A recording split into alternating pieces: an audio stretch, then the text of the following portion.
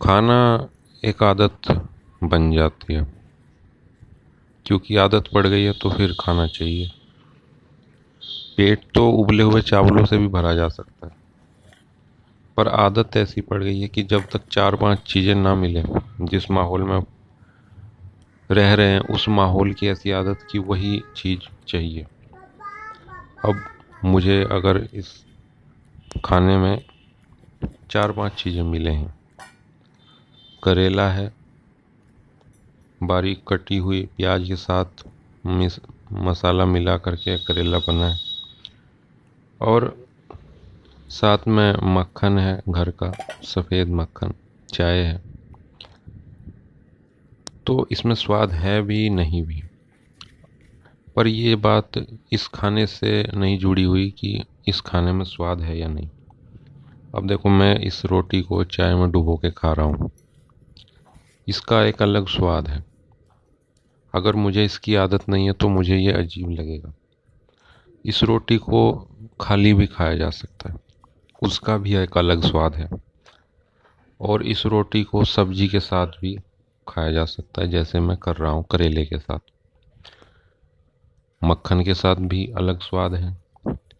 इस रोटी को दो चीज़ मिलाकर भी खाया जा सकता है, जैसे करेला और मक्खन, या फिर मक्खन को चाय के साथ, पर उस चक्कर में जो मक्खन है वो चाय में घुल जाएगा, तो चाय का जो स्वाद है वो भी बदल जाएगा। चाय के स्वाद में भी चीनी का स्वाद है, पानी का है, दूध का है, और चाय पत्ती का। अगर इन चीज़ों को अलग अलग पीऊँ तो उसमें अलग स्वाद है। तो कहने का मतलब यही है कि स्वाद खाने में नहीं है, स्वाद मेरी आदत और मेरी सोच में है।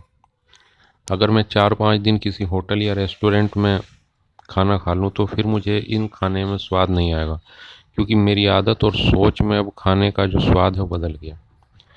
बहुत सारे लोग जो खाना उन्हें मिलता है, जो नाश्ता या भोजन उन्हें मिलता है, वो उससे खुश नहीं है। वो कहते हैं कि इसकी जगह पर हमें कुछ विदेशी खाना मिल जाता, कोई पिज़्ज़ा मिल जाता या कोई बर्गर। पर कमाल की बात यह है कि जो लोग विदेश में जन्म लिया है वो खुद भारत में आकर के भारत का खाना खा रहे हैं।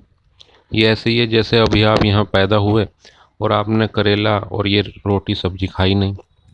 अगले जन्म में आप पैदा हो गए किसी दूसरे देश में, उदाहरण के लिए अमेरिका में ही समझ लीजिए।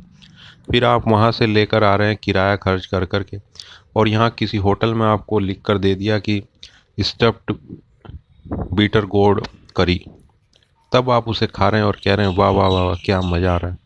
अभी मौका था, आपको चीज़ें मिली थी, आप अभी उस चीज़ का मज़ा नहीं ले रहे, बल्कि आप दूसरों की हिरस में, दूसरों की देखा देखी उस चीज़ के लिए में मज़ा ढूंढ रहे हैं जिसमें खुद का मज़ा नहीं है। ना तो वो मज़ा, ना वो स्वाद पिज़्ज़ा में है, ना इस करेले में। सारा का सारा खेल दिमाग का ही है। अगर आप इनमें स्वाद ढूंढेंगे तो स्वाद मिल जाएगा, नहीं तो फिर आपको स्वाद नहीं मिलेगा। उबले हुए चावलों में भी स्वाद है, पर यह सिर्फ आपकी सोच पर निर्भर करता है कि आप उसे किस तरह देखते हैं।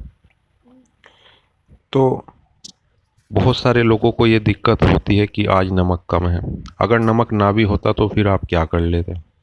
जो मिला है वो भी क्या थोड़ा है या ज़्यादा है, इसका फैसला आप कैसे करेंगे? देखिए, जो मिल गया है उसका मज़ा लीजिए, क्योंकि हो सकता है आगे चल के उसका भी, आप उससे भी मुक्त हो जाएं और आपको ये भी ना मिले। तो जीवन में दुख इस चीज़ से बड़ा पनपता है कि हमारे पास ये चीज़ें हैं और ये चीज़ें नहीं हैं। और जिन चीज़ों की कमी होती है उनके बारे में सोच के हमें, जिन चीज़ें हमारे पास हैं उन चीज़ों में हमें स्वाद और रस आना बंद हो जाता है। तो इसका एक बड़ा सरल सा तरीका यही है कि आप सोचें कि जीवन तो देखिए नष्ट होगा ही। 70 साल, 80 साल, 60 साल, वैसे तो भरोसा 30 साल का भी नहीं, पर फिर भी मान लेते हैं कि आप 50-60 साल, 70 साल इस जीवन में जिएंगे।